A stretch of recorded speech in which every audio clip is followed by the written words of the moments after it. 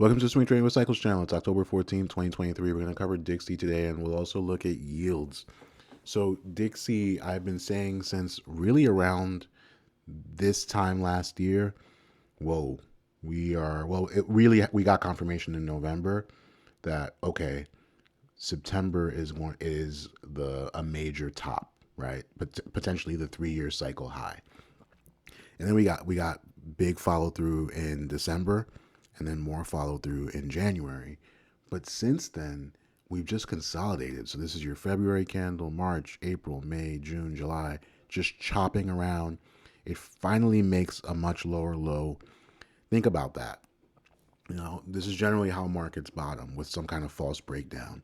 Think about how all these stops potentially got triggered right here, all like just this big cluster, right? Like this is where a lot of stops would have been set.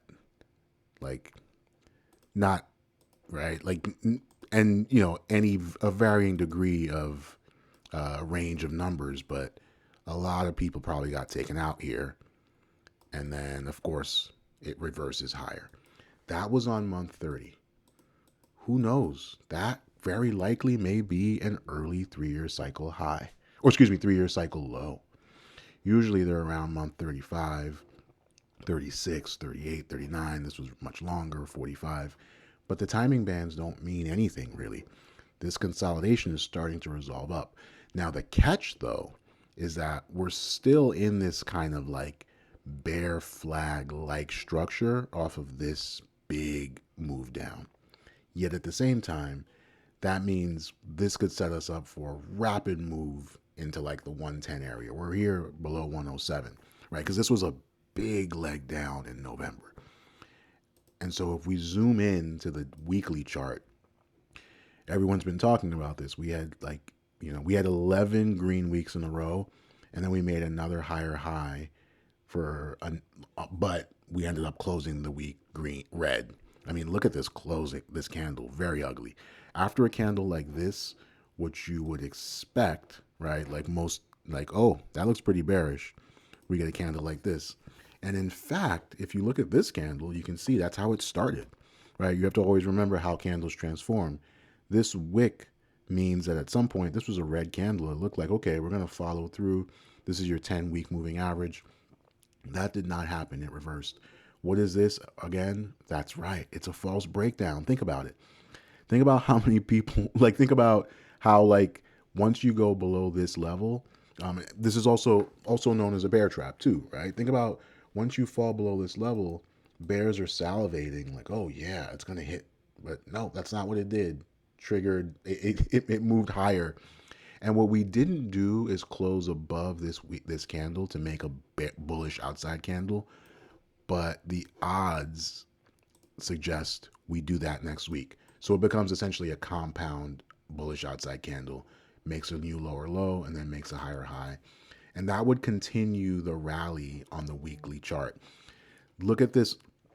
Look at before we had the decline into the 3-year cycle low. So before that top in September, we had this rally that lasted 17 weeks, small little retracement. Then we had this rally lasted also 17 weeks. No reason why we couldn't be returning to something closer to that, right? Like a 15, something in the teens in terms of a rally. This obviously got rally petered out in 5 weeks. You had this lower low, but this is a reluctant lower low and more of a double bottom than anything else. Then you have this little rally for 4 weeks, makes a lower high versus this slight lower high, and then makes a lower low, a slight lower low again. This is just a weekly version of that monthly consolidation we looked at. What this is really telling you is you're not getting much follow through to the downside. Now it's a question of, does this hold as a higher low and then it keeps moving up? Because if you notice in these uptrends, you have these red weeks, right? You need those. Those are healthy. You're not going to, this thing, it would be odd if this thing just kept stretching to the moon all green. That's literally not sustainable. And if we zoom in on the daily chart, finally, you can see that, this looks like a daily cycle low, which increases, think about that. If this is a daily cycle low, then that increases the odds that we do get bullish follow through for this weekly candle. I am positioned long going into next week. We like that we would continue to move up. Like for instance, this is Thursday, day 1, and this is day 2. You imagine you're not going to get a top on day 2 and that you'll probably make a higher high above this. That's absolutely no guarantee. There's no reason why this thing can't do something more like this, right? Like even tease and just kind of consolidate in here, doesn't make a higher high, just kind of chops people up, or obviously could just kind of head straight lower. Everything is a probability game. But the idea that this might be your 3-year cycle low, it's definitely on the table. I mean, look at this clean uptrend so far. Now we just have to, like, at this point, it's just a game of holding higher lows, as it always is. So that's the Dixie. We're going to move on to yields now. Okay, so let's look at the 10-year yield first. That's the one that is most watched. And important to note, just looking at this structure here, right? Like you had this, like, this is off a COVID bottom. You had this, and this is the actual yield. So moving inversely to price, you had this massive move off the COVID low, and this is a monthly chart, and then you had this 4 months of retrace, and then another massive move, and then this is important. This high here, I'll just draw a line there. Like, think about the range of this candle, because that's all candles are. They're just price ranges. This retracement broke the low of this candle. And again, I don't want to belabor the point, but that means it's, again, a potential false breakdown. It broke the low and then kept moving higher. In this case, this high, it did the same thing, except not by as wide a margin, and it was more of a sideways grind before it broke that low. I'll remove that line so we can see that. Right, so I hope you can. So you see this candle mark the high, and then for 4 months we kind of drifted lower, and then we had a big move lower on that 4th month. For 3 months we kind of drifted lower. We were still inside the range of this candle, and it's also a big candle, so a large range. This candle is a smaller one and more of a doji. That marked the high, and then we have 1 month, 2 months where we broke the low on month 2, but then didn't really get any follow through. Actually closed as a hammer, and then just chopped around for another 3 months, then made another sort of decisive low. And since then, what do you see? 5 monthly green candles in a row. 1, 2, 3, 4. Yep, 5.